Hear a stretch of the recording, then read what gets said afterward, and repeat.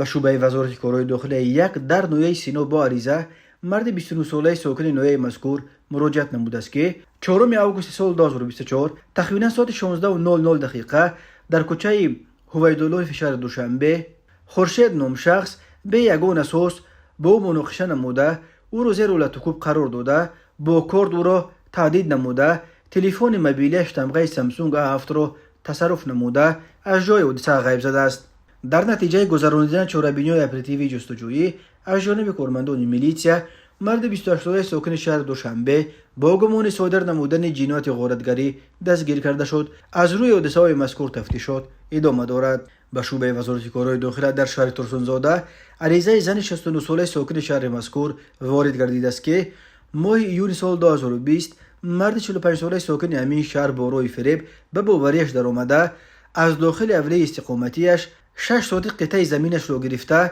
منزل استقامتی بنیاد نموده وعده داده است که از محله 4 شهر ترسونزاده خانه دوجدگی و $10,000 امریکایی میدهد، اما وعدهش را تا حال اجرا نکرده است. اویل بن حادثه تفتیشات ادامه دارد.